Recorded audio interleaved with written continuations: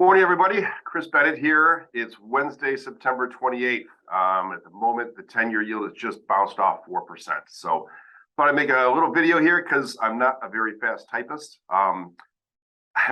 Usually, in the past, I do one of these about once or twice a year. This year, it's been a little bit more often.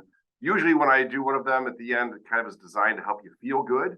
I don't think that'll be the case today, but hopefully, even if you don't feel good, you'll feel more informed, a little bit more knowledgeable about some of the things that really are going on in the market beyond what you might read from commentary that's out there. So this cycle has been pretty different. If you look at other tightening cycles that we've had over the last really 3 decades, oftentimes what happens is you see an increase in 10-year and other long-dated yields before the tightening actually happens. And during the time that the Fed is tightening, you actually oftentimes will see yields drop. It's not really a buy the rumor, sell the fact, but markets are very, very forward-looking, and so all those things get priced in advance. What's different in this cycle, which is, of course, 10-year yields screaming higher during this tightening process, is that the Fed keeps moving the bar further and further and further. At first it was, well, we think we're going to probably need to go back to something that's market neutral in the 2s. And then it was, well, all the expectations, if you look at all the Fed's dot plots where the Fed basically comes out and says, hey, here's what we're thinking, those are mostly actually, as of really July and August, those were to have the Fed funds rate peak somewhere in the low 3s. Now we have a case where through a series of Fed speeches starting in mid-August, that bar has gotten moved again. Now that bar is out to the low 4s or the mid 4s. So what's happened there is that we no longer have the situation of, hey, we're going to go ahead and long-term rates are going to go up in advance of tightening. The bar keeps getting moved further and further and further down the field. So the long end of the curve, if you're looking at a Fed funds rate next year and maybe in the year after in the 4s, you can't have a 10-year yield at 3%. It just doesn't work. No matter how lofty your expectations are for the Fed's ability to control things, it really has no choice other than to drag that 10-year rate along with it. Part of really the biggest part with this, we've always had kind of in the last 15, 20 years, this idea that there's a Fed put. If the market starts to fall apart, if stocks sell off 10%, if GDP goes negative, the Fed's going to be there with the punch bowl. They're going to lower rates. They're going to do another QE. There's going to be something. They're always going to kind of keep coming to our rescue. And what's made this time different is, of course, inflation. And the nature of what gets focused on is this year-over-year number. So even when we have a case where, I think 2 months ago, the CPI came in at 0.0% month over month. Last month, when the market lost their mind, they expected down 0.1% and got up 0.1%. Now, in and of itself, up 0.1% seems pretty darn good, right? It's an annual rate of 1.2%. But the problem is we keep looking at this year-over-year number, and there's been so much in terms of price pressures in the prior quarters that even having something come out like 0.0 and 0.1 still leaves us with an 8 handle on the year-over-year number, makes everybody very unhappy, makes everybody nervous. So this is something that's not going to go away anytime soon. Even if we keep having plus 0.0% every month, it's going to drop down only incrementally, and it's going to take a good 12 months, at least 8 months before we get to an inflation rate that people can be comfortable with. So the biggest difference here is the credibility of the Fed. And it goes beyond the political realm. And really, this is also being experienced by central banks all over the world, except Bank of Japan, but all over the world for the most part. Without the credibility of the Fed and being able to fight inflation, once those expectations become unhinged, it becomes very, very difficult to get those inflation expectations back under control. That's one thing the Fed monitors quite a bit. If you have a case where we've had, for at least a decade, if not 2 decades, always this expectation that inflation will be about 2% a year. Maybe it's going to be a little below, maybe a little bit above, but the market's always believed in that. And that's resulted in some really, really good things from an investment standpoint, stability standpoint. If that becomes unhinged, we go back to those kind of times that we had, really go back to the 90s, the 80s before that, where we had the specter of having very high inflation, very high interest rates that was always hanging over the market. So in the 90s, in the early 2000s, even if we had inflation well under control, you still had 10-year yields that were at 4%, 5%, 6%, because the specter of what happened in the 1970s was always hanging over people's heads. As the decades went by, the market that kind of got further and further in the rearview mirror, the market got more and more comfortable with stable inflation expectations. And the Fed is absolutely not going to allow 40 years of inflation credibility to be lost. They're not. They're going to do everything it takes. As you can see from all these Fed speeches, It's who can be most hawkish, right? It's a competition among each other. So what we always had before in this Fed put, when the economy would soften, it's gone now. It's out the door, and that's one of the things that you saw when the market 10-year yield back in June went to 350, and then suddenly we started moving back toward 250. The main reason for that, there's really two of them. One is first quarter GDP came in slightly negative, and then second quarter GDP came in slightly negative. We really kind of had the old school definition from back before 2000 of what a recession is. So the expectation is, well, the Fed's got to stop hiking at the very least, right? And the Fed's come out and told people that because of where inflation is, that's off the table. So because they need to keep those inflation expectations well anchored and prevent them from getting unhinged, the Fed can't stop raising rates. What the Fed actually needs is for unemployment to go up. It's hard for them to come out and say, we need unemployment to go up 0.5% to 1%, but that's the reality. So what they can say now is, well, we need the amount of job listings to decrease. That's measured usually through the JOLTS report.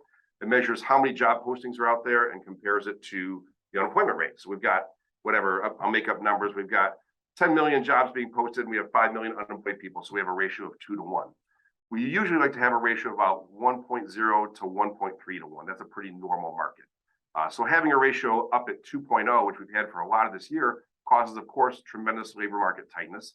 The only way tremendous labor market tightness is solved is by price, by increases in wages, which drives inflation up.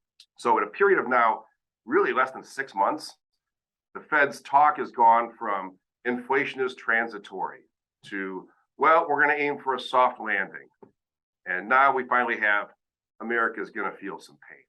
So things have changed tremendously. And that's really a lot of what it's been, is it doesn't matter now if GDP is softer. It doesn't matter if the unemployment rate goes up. In fact, the Fed really wants that to happen because that's the only way to relieve those pressures that are generating the year-over-year inflation numbers that we're seeing right now. So we kind of have and I use the 10-year yield because it's the number one benchmark that we use to measure interest rates in the US and a lot of other countries as well. We have this series of battles. I actually have got my camo shirt here. This happens in all markets. It's not just in bonds, whether it's commodities, gold, currency markets.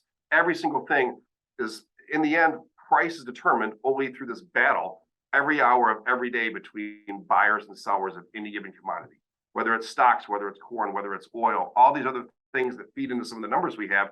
These are all market prices that are driven by battles between bulls and bears, battles between buyers and sellers.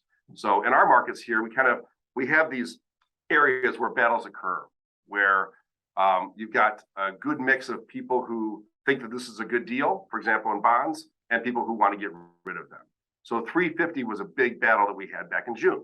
That battle was won by the bulls. We took yields all the way to 250, again, because one of the misguided understanding or assumption that because we had negative GDP numbers, that the Fed was going to not ease, but at least stop tightening. That was proven to be wrong through a series of speeches. We also had a short squeeze in bonds, and no different than, not to compare bonds to meme stocks, but there's a little bit in that. When you've got a case where you have a tremendous number of people who have shorted bonds and you start running the price up in their face, you squeeze them out of their positions. You can only get out of your short position, of course, by buying back bonds, which just drives the price higher, squeezes more people, drives the price higher, until finally those last ones capitulate, those weak hands, and the market goes ahead and turns. So now we have this tremendous move from 250 all the way back to the old battle line of 350.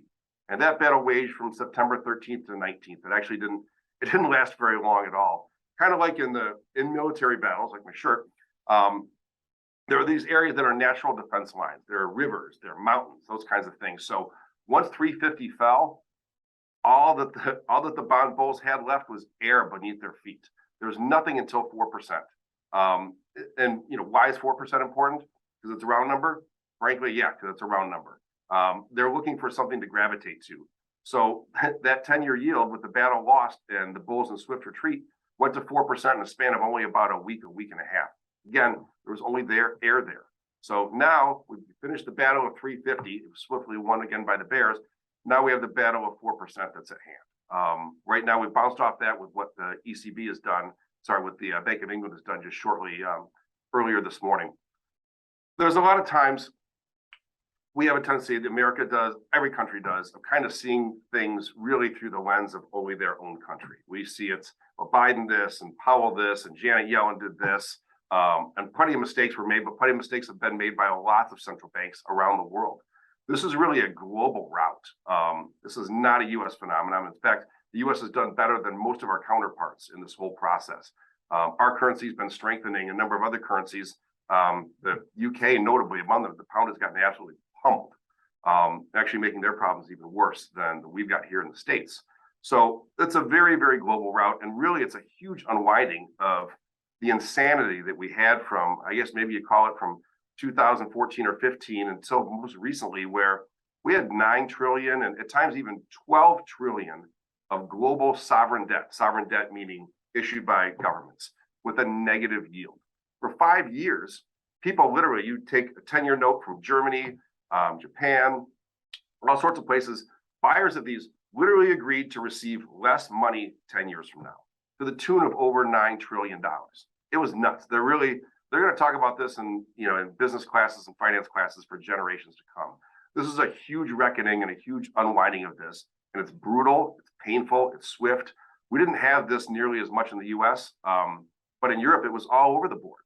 It was only a couple months ago, they still had negative interest rates out there. So it's a huge unwinding, it's a bloodbath. What happened early this morning, I've been at it since about 5 a.m., maybe 5:30, and I'm on about 8 cups of coffee, which you might be able to hear from this little talk here. Earlier this morning, the Bank of England came out and said, because of what's happened actually to their 10-year note, the Bank of England is going to come out and buy bonds, buy British bonds, at whatever scale necessary. That's their words, whatever scale necessary. We think our yields have gone up. Their 10-year yield has gone from 1% to 440 in the space of 1 year. In fact, they went up 100 basis points just in the last week. So they've gotten creamed. Their currency's gotten creamed at the same time. One of the things that happens here, and it happens again in all markets, if you pull up a chart of corn, wheat, Japanese yen, you pull up whatever you might want to take a look at.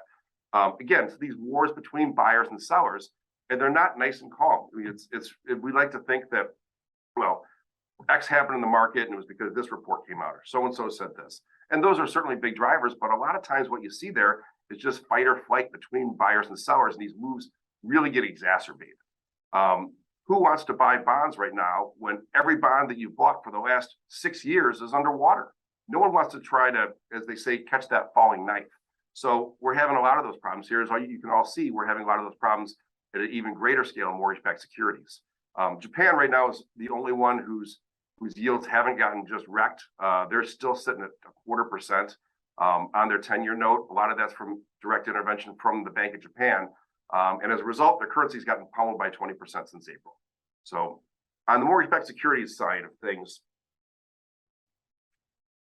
pardon me, on the MBS side of things, what happened Monday was actually the biggest rout in mortgage-backed securities in my 30-year career, almost 2 points at one point.